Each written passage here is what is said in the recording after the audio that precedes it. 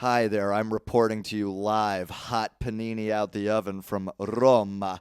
Marc Rebillet here. I used to do these videos where I would share some music recommendations, songs that I felt very strongly about. I haven't done one of those in a long time because I haven't listened to a collection of songs that I really feel strongly about for quite a while. But time has passed. I have listened to a lot, and I have four tracks for you today that I think are. First track I have for you is from the incredibly talented Emily King.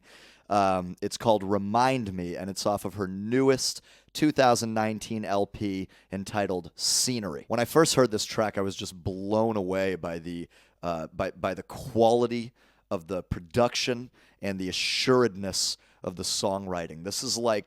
It's like R&B Phil Collins with an ear for super funk beats and just these lush, confident, rich harmonies that support Emily's melodies so beautifully. This is just big, confident, quasi pop, but it really sits beyond most pop for me just because it's so well decorated and it brings to the table such a lovely sort of new palette of sounds. Each sort of idea and phrasing just flows into the next really seamlessly, and she just does a great job of giving you that lift and that dip and back up into the bright chorus, and it's just a ride, man. It's a happy, blissful ride. Gorgeous instrumentation, gorgeous vocals, gorgeous harmonies. Cannot recommend this track enough. Remind Me. The next track I have for you is called Blood of an American, and this is by a guy named Bobby Wright. It was recorded in 1974 after apparently his band had dissolved, and he got into the studio with just him, his guitar, and his bassist. And together they recorded this absolutely painful, quiet, gorgeous little, I don't even want to call it a ballad. It's just such a sweet, soft, tender pain. And you feel it with each little note and each utterance of his quivering voice. This song conveys power as if it were applying it with a soft, gentle cloth with warm water.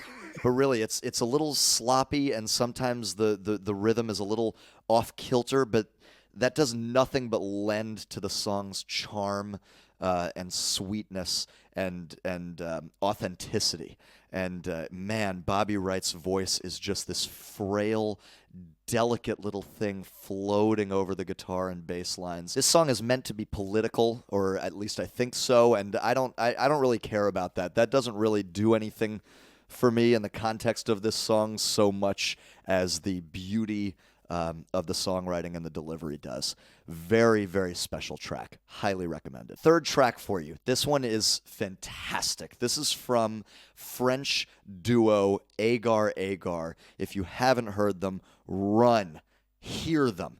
This is a track called Sorry About the Carpet from their 2018 record, The Dog and the Future. Agar is a singular, unique force in modern music. When I listen to them, I feel like I'm in a BDSM F-Zero soundtrack hellscape club, just falling into this digital black hole of dangerous divinity. These heavy, isolated, intentioned synth pads just walking back and forth deep underneath the voice of singer Clara Capagli, who what a hypnotic voice she has. It's dark, hazy, seductive, but there's always this suggestion of like tainted innocence, and the way she straddles that line while delivering these vocals is just, man, it's fucking killer. She has this little vocal lilt as she goes from sort of the intro into the area of the song with heavier instrumentation. This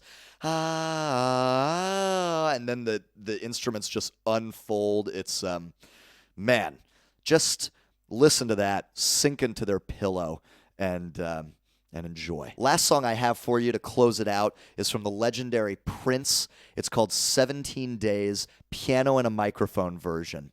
And it's from the recently released Piano and a Microphone 1983, which is an album that's a collection of songs that Prince sort of just recorded in the studio but were never released. They're sort of blueprints of many songs that were later released. And fuck. This just shows the unparalleled talent of Prince in the most candid way. You know, this is a man who has full and complete control over his instruments. He starts the groove by just getting into it, laying down his little piano pattern.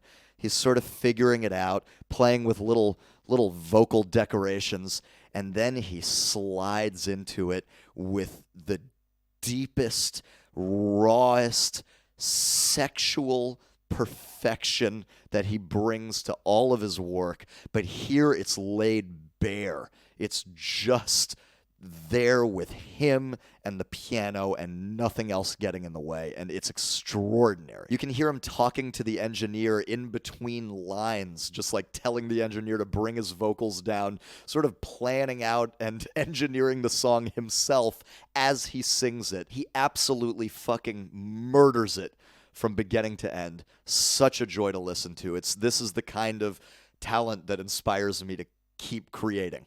And so I highly recommend it. That's it, Roma. Thank you for tuning in. These are 4 songs that I feel very, very strongly about. I hope you feel the same.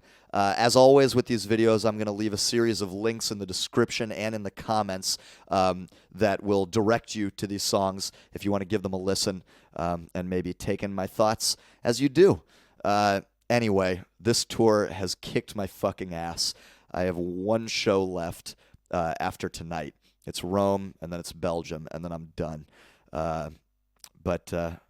Yeah, thanks for listening. I thought this might be a nice change of pace. I know I've been doing a song every day, but I've really been digging these songs. And so, yeah, wanted to share them with you. Mwah! Love you, baby. Bye.